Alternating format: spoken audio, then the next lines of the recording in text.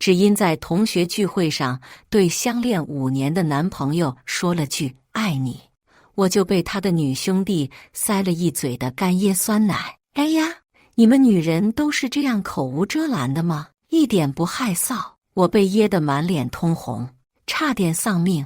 男友却搂着他的女兄弟笑道：不就是开个玩笑，你别这么矫情，玩不起。后来我把干椰酸奶塞了他们满嘴，又笑着拍了拍他们的脸，我就开个玩笑而已，别玩不起啊。大家好，开始今天的分享之前，希望你能给人间烟火点个订阅，我将会分享更多优质的内容。哎呀，你们女人都是这样口无遮拦的吗？一点不害臊。嚯，塞了不少啊，这就是撒狗粮的代价吗？哈哈哈，看来那酸奶挺好吃的哇，满口皆是干巴的酸涩。我捂着嘴，艰难地蠕动着舌头，妄图那一大坨干椰酸奶给吞下去，黏糊糊的一坨堵在我的嘴里，不上不下，难受至极。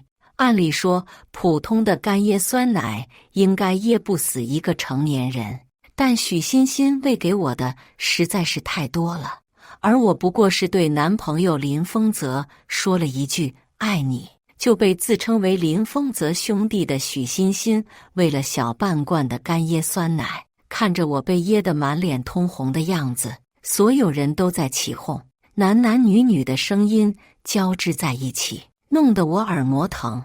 但似乎并没有人意识到我目前的处境，我只好将求救的目光投向了站在一旁不知在干什么的林峰泽。我和他在一起5年，同居3年，熟络的就像穿一条裤子长大的兄弟。见我这副痛苦至极的样子，他应该能看出来的吧？救命！听着我嗓子里不成调的咕噜声，林峰泽却挑挑眉，声音里满是戏谑：楠楠，我知道你爱我，但以后可别在大庭广众面前秀恩爱了哈，否则这就是后果哦。网络上常有这样的视频，面对叽里呱啦住不了嘴的亲戚，主角常会像开玩笑一样往他们嘴里塞一勺干椰酸奶，然后亲戚们就会被那酸奶堵得说不出话，嚼半天才能咽下去。以往刷到这样的视频，林峰泽会笑着说自己也要这样做，但我觉得这有安全隐患，劝他不要轻易模仿，毕竟亲戚们都是老头老太，一个不小心噎死了咋办？结果没想到老头老太没被噎死，我 TM 快被噎死了。行了，嫂子，别装了，赶紧把那酸奶咽下去吧，又不是多难咽的东西。你们女人怎么都这么喜欢装模作样？许欣欣看热闹不嫌事大，双手抱胸，口中尽是些冷嘲热讽的话。可她不知道的是，我今天鼻炎犯了，鼻子出气儿多，进气少，现在是真的快不行了，瞌睡他就不成。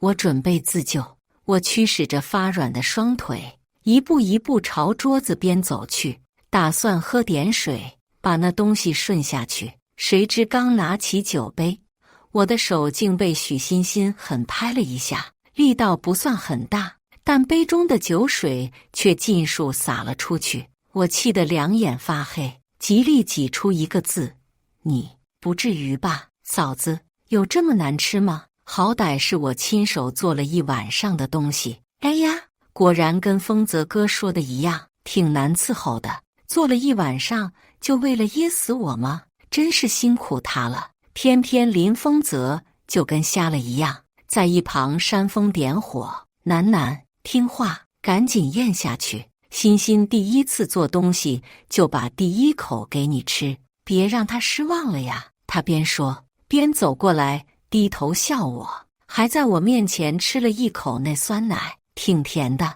欣欣，你手艺越来越好了，不像楠楠，一点饭不会做，天天要使唤我。他后面的话我听得不真切，窒息感越来越强，腿越来越软，泪水不自觉流了满脸。好一会儿才终于有人察觉到了我的异样，凑过来帮我顺背。不对呀，楠楠姐，这是真噎到了，有没有人会海姆立克急救法的？赶紧来救人！楠楠姐好像快不行了，赶紧送医院啊！众人手忙脚乱地想把我搀扶出去，再打车送医院。我以为终于要得救了，林峰泽却扯住了我的手，不让我走。楠楠，我有没有跟你说过，要跟别的男人保持距离？说罢，他狠狠瞪了一眼扶着我胳膊的男生，对方一个机灵，松开了我，我就这么软绵绵地倒在了地上。林峰泽像是看不到我被噎得通红的脸，一把扯起我的胳膊，把我跟拖麻袋似的拖回了座位上。好好坐着，好好吃饭，别丢人现眼了。你学学许欣欣，人就算从小跟男孩玩，从小是男孩性子，都没你这么。许欣欣笑眯眯地捂住了他的嘴，没让他继续说下去。好了好了，嫂子这样做都是为了引起你的注意呀。虽然我不是很懂女人的心思，但我觉得谈恋爱的女人应该很没有安全感吧，所以才一门心思的想让男人陪着。我无心听他们掰扯，只感觉自己快不行了。求生的本能让我撑着身子站了起来，哆哆嗦嗦地往外走。其他人见状想来扶我，却被许欣欣一一拦下。人家小两口的事儿，你们凑什么热闹？什么小两口的事？楠楠姐都快被憋死了，你赶紧滚开！有人看不下去了，凶巴巴地朝许欣欣吼：再说了，关你什么事儿啊？你都不是我们班的，你怎么会在我们的同学聚会？谁带你进来的？许欣欣一愣，接着略显无辜地看向了身旁的林峰泽。我兄弟说这有酒喝我就来了呀，我又不像普通女人那样有心机，我只是单纯的想喝点酒而已，有错吗？不知是不是足球守门员做多了，许欣欣将人拦得死紧，女生的力气没她大，男生不好意思推开她，这就导致我又被噎了一会。幸好这酸奶是会融化的，给了我一点呼吸的空间，否则我现在就是一具干尸了。又试着吞了几次，没成功后，我拿出手机，颤颤巍巍地拨打了110。喂，开免提，清亮的女声响起，整个包厢瞬间安静下来。喂，是没办法说话吗？那好，请问您是在……下一秒，电话被挂断，迎接我的是林峰泽满脸的不耐。你疯了吧？报什么警？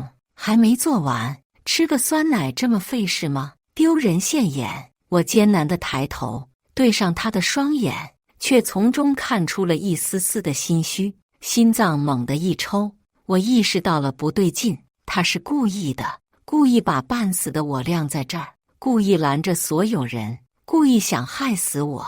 还未来得及细想，我便撑不住了，眼前一黑，倒了下去。再次醒来时，我已经躺在了医院。网上那些东西看个乐呵就行了，你怎么还真做了呢？知不知道差点把人给噎死了？还有你这当男朋友的，怎么一点责任心都没有？是要害死你女朋友还是怎么样啊？病人有鼻炎啊，幸好那个酸奶不是太浓，会融化，不然现在迷迷糊糊间，吵闹的声音不绝于耳。我强撑着睁开眼，入目是一片雪白，鼻尖萦绕着令人心安的消毒水味，口中的窒息感消失殆尽。我不由得深呼吸了一口，新鲜空气灌入肺部，我才终于活了过来。扭头，却是我最不想看到的两张脸，林峰泽和许欣欣。不过此时此刻，许欣欣一改往常女汉子的形象，依偎在林峰泽怀中，哭得梨花带雨，好像病床上躺着的人是他一样。我盯着他俩看了半晌，他们也就旁若无人，一哭一哄地闹了半晌，直到某个瞬间，我跟许欣欣对上了眼，她哇地尖叫了一声，接着像触电一般推开了林峰泽。嫂子，你醒了啊！你别误会，我跟峰泽哥没有什么的，我只是心情不好，他在哄我而已。我们挺熟的，之前一直这样，不是在偷。够了，我深深叹了口气，转而把视线放在了林峰泽身上。昨晚的事，你最好给我一个合理的交代，否则我找人干你。林峰泽听罢，眉头一皱，楠楠，你什么意思？因为那么一点小事你就生气了？小事儿，这是小事吗？他什么时候把对小事的标准放得这么低了？我们从大二开始恋爱，在一起了5年。论家世，他不如我；论成绩，他亦不如我。但论细心，没人比得过他。我要喝温水，他总会提前半小时就把水给烧开了，放那凉着。我要吃水果，无论是哪种，他都会细细切开了，插上叉子，摆在盘里再端给我。我没有安全感，他就当着我的面把微信、QQ、通讯录里的女性，除了他妈妈，全部删了。在一起的每时每刻，他都把我放心肩上捧着，生怕我磕了碰了。他对我的爱犹如实质，但如今他却像变了性一般，不仅将事关人命的事看成小事，还跟一个汉子茶走得这么近。他变了，变得不再爱我了。我抬头认真地问他：林峰泽，我鼻炎犯了，这几天一直在吃药，你没看见吗？他却满不在乎地答道：看见了。怎么了？这跟昨天晚上的事有关系吗？我顿时怒从心起，我鼻子不能喘气儿，嘴巴还被堵住了，我他妈差点被噎死了。面对我的愤怒，他却依旧一副云淡风轻的样子。那个酸奶我也吃了呀，我怎么没被噎死？我看你就是矫情，玩不起，你就不能学学人家许欣欣，看看人家多直率多性情？我被气笑了，盯着林峰泽冷冷地问道：你跟许欣欣很熟吗？你们俩什么时候凑一起的？这句话掷地有声，给林峰泽干沉默了。他嗫嚅着嘴唇，好半天说不出一个字来。倒是一旁一直缩脖子装鹌鹑的许欣欣上前了一步：嫂子，我跟峰泽哥真的没什么，我们是半年前踢足球认识的，我从小就在男人堆里混，你别把我当普通女的看哈，我没你们女人那种争风吃醋、知三当三的天性。林峰泽确实有踢足球的习惯，每周都得去踢个1、2次。我没拦过他，也没过问。就算半年前的某一晚，他从球场回来后一反常态，颐指气使的让我给他倒洗脚水，我都没说什么。时间对上了，看来他们从那时就混在一起了，而且是背着我混在一起。嫂子，你有什么火就冲我发，要打就打我吧，我皮糙肉厚的，不像你们女人那样娇气，耐打。我当然要打，无论是由于私仇，还是对他那番逆天发言的不满，这一嘴巴子都是少不了的。他话音未落，我就一个巴掌甩了过去，啪的一声，许欣欣脸上立刻出现了一个红印。是的，这一巴掌我没留余力。叶锦南，你太过分了！林峰泽似是气急，扬手要扇我，被我一个眼神给瞪了回去。人家好心给你弄酸奶吃，你不谢谢他，让他当众出丑就算了，还在这里扇他巴掌，你还是不是个人啊？叶锦南望着林峰泽愤怒到扭曲的脸，我心脏一阵一阵的刺疼。相爱的5年里，他从未对我说过重话，万事皆依着我，出事了也从来是向着我说话，生怕我受了一点点的委屈。如今他竟为了一个认识半年的女人对我恶语相向，那这段感情也没有继续下去的必要了。几天后，我出院了，浑浑噩噩到家后，推开门，却见一片狼藉，垃圾堆了满地，还隐隐散发出一股令人作呕的气息。家务这种事，一般是专门的阿姨在处理，但房子里现在一个人影都见不着，更别说什么阿姨了。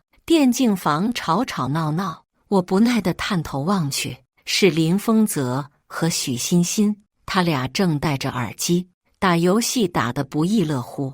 哎呀，怎么又进来个女的？赶紧踢出去，女的最难带了。许欣欣大力敲着我的键盘，破口大骂，没一会儿就丢了耳机，往后一靠。真是的，都说不想跟女的玩游戏了，又输了。林峰泽笑眯眯地摸摸他头，知道你喜欢跟男的玩，但也没办法，不是？对了，你那什么玉女之术，再教我点呗。我已经让他当众出丑了，然后该怎么做呢？本想冲进去撕他们俩脸的我，顿时止住了脚步。玉女之术，听名字就知道不是什么好东西。再联想到这半年来林峰泽种种异常的表现，我忽的就明白了什么。感情这许欣欣一直在给林峰泽传播什么脏东西啊？这简单啊，峰泽哥，你听说过弃猫效应吗？当一只猫被它的主人遗弃后，在被其他人收养时，它可能会表现得特别乖巧，因为它害怕再次被遗弃。你的意思是，你跟嫂子在一起这么久，嫂子肯定觉得你对她的好是理所当然，你现在可以开始玩冷暴力了，再假装要分手，她肯定离不开你，然后会越来越顺从你。哦，我明白了，如果这成功了，那我就能更好的吃独户了，而我又是他们家公司的总经理。许欣欣娇羞地拍了拍他的肩膀，到时候可别忘了你兄弟我呀。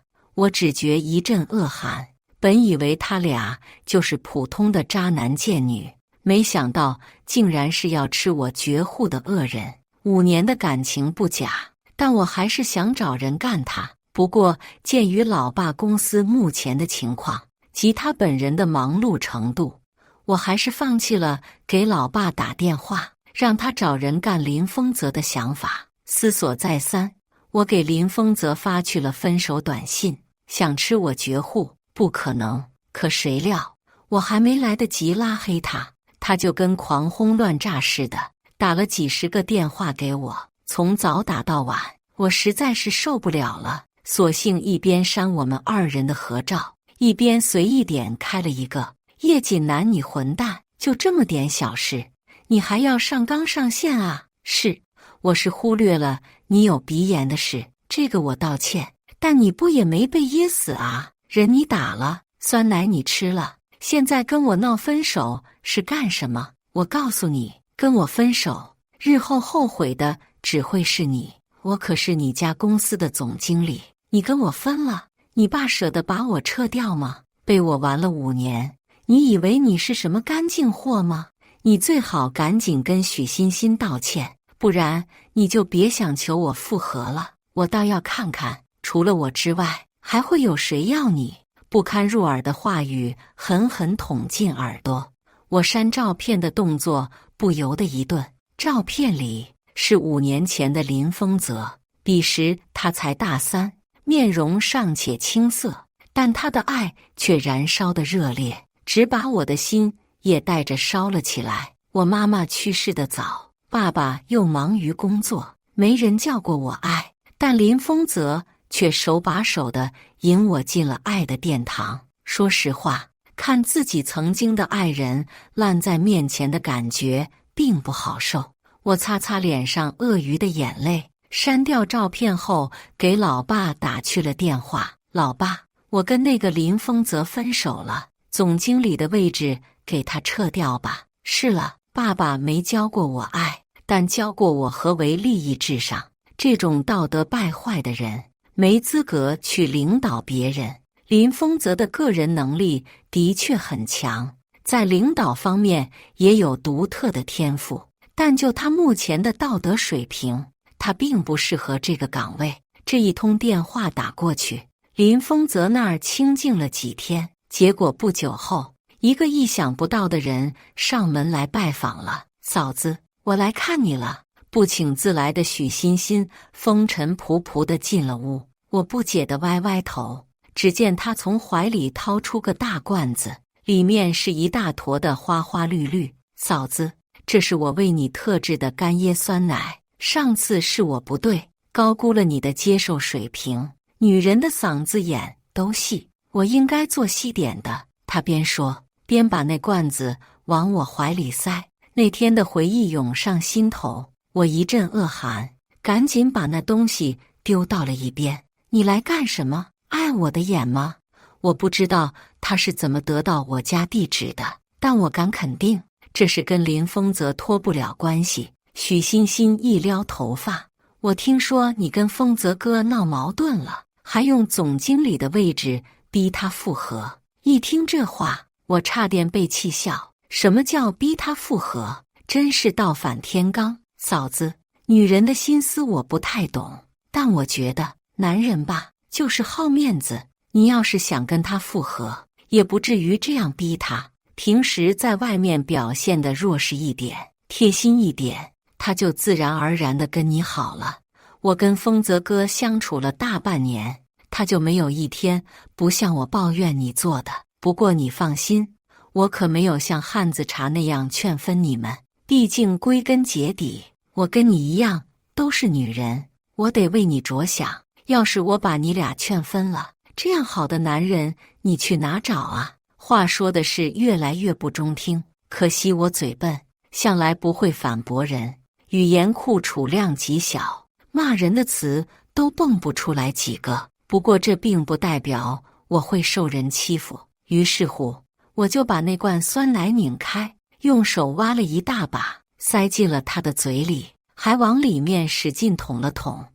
的确是稀了点，你真是心灵手巧啊！许欣欣猝不及防地跌倒在地，干呕不止。我则继续挖着酸奶罐子，打算再给他来一大口。不一会儿，指尖却触碰到硬硬的东西，低头看去，竟是一个小型的摄像头。那摄像头闪着红光，显然还在运作。下一秒，未关紧的门外忽地闯进一人。林峰泽，欣欣，欣欣，你没事吧？他满脸焦急地用手抠着他口中的酸奶，生怕他噎死。叶锦南，你有点太恶毒了吧？这下轮到我双手抱胸冷笑了。你也知道能噎死人啊？上次怎么不帮我？他不说话了，只愤愤瞪着我。我眨眨眼，总感觉他口中少了些什么。摄像头是你放的，放那个干什么？他眼睛一亮，像终于找到了话头。谁知道你跟我分手，是不是因为找到了野男人？就算找了，又跟你有什么关系？欣欣说了，女人变坏肯定是有原因的，要么是被人带坏，要么就是听罢。我微微一笑，举起了手中的酸奶。施暴没有成功，因为我爸回来了。他看着一地的狼藉，先在我头上来了一巴掌。自己的情感问题处理不好，真不是我女儿该有的作风。我撇撇嘴表示不满，跪在地上的林峰泽却像见了恩人一样，赶忙凑过来抱住了我爸的大腿。老丈人，我知道你是个明事理的，你可得给我做主啊！他叽里呱啦说了一通，我爸的脸色也越来越阴沉。锦南，你这手分得对啊！他大手一挥，把两人丢进了地下室。我爸年轻时走了歪路，混了段时间的黑，直到遇到我妈后才走上正轨。虽然表面上和和蔼蔼的，但他骨子里的那股狠劲儿一直消不掉，遇事儿就干。我也是怕闹出人命了，才用分手短信给林峰泽当台阶下。谁能想到他那么把握不住机会呢？那可就不能怪我翻脸无情了。昏暗无光的地下室里，一男一女的声音交替响着：“你妈的，你们这是非法囚禁，是违法的！”叶锦南，你爹 TMD 跟你一样心黑啊！老爸端坐在中间，抬脚踹我屁股，上去干他俩啊！愣着干什么？我吸吸鼻子，往前迈了一步，那两个立刻哇哇大叫起来。叶锦南，我告诉你，要是敢碰我一根手指头，我就……你们女人不对，你太彪悍了，你根本就不是女的，你个混蛋！我要报警！”吵得我脑壳疼。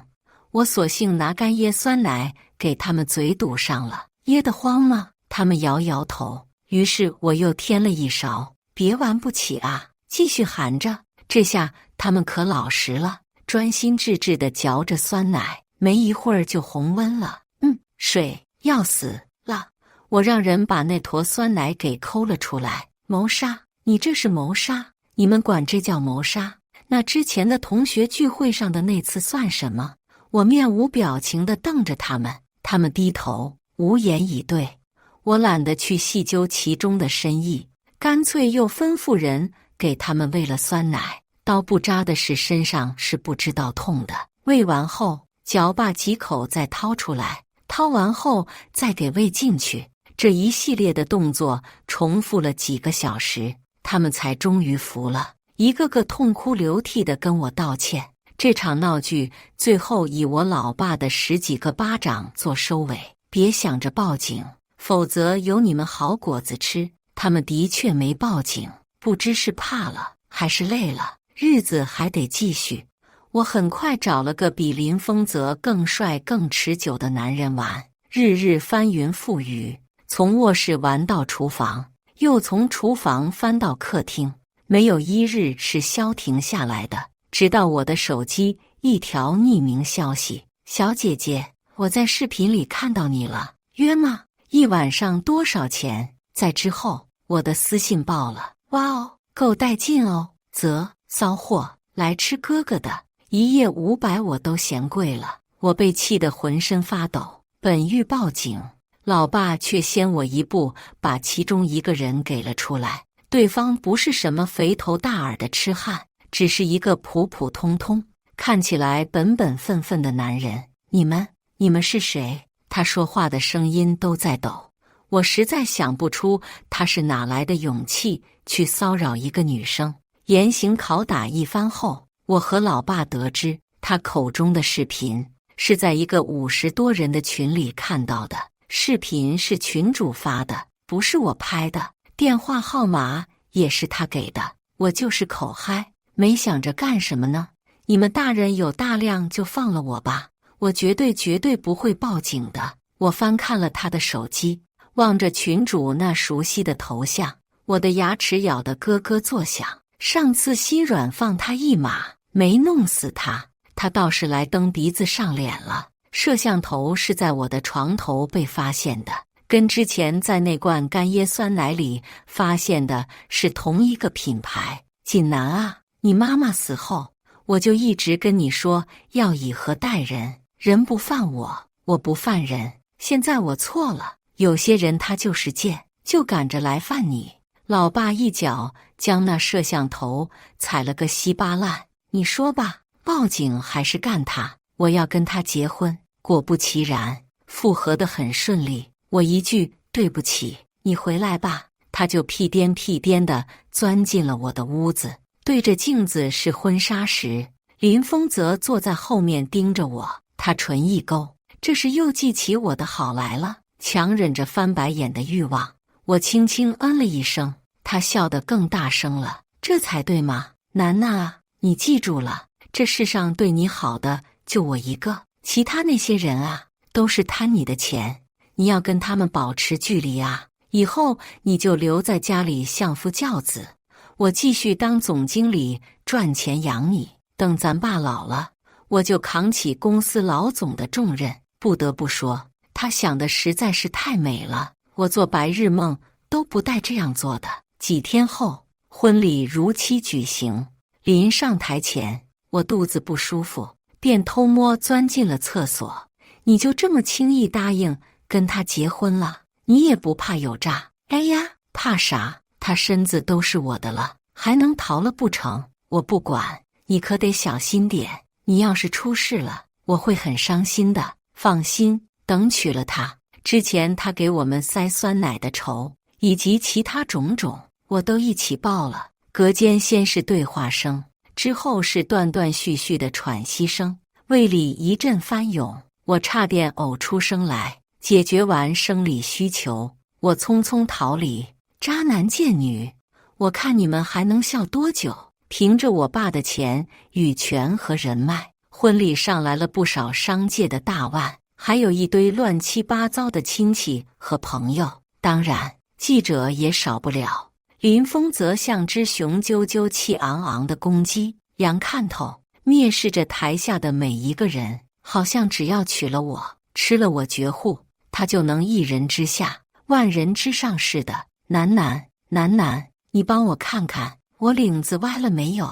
听到这熟悉的话，我不由得一愣。5年前，我们的缘分就始于他歪掉的衣领，他让我帮他，我就帮了，一帮就是5年。本想着帮扶他一辈子，可谁料世事变迁，他面目全非了呢。我轻笑着摇头，又按下了手中的按钮。原本放着我们2人婚纱照的大屏幕，瞬间就变成了2具翻滚在一起的白花花的肉体。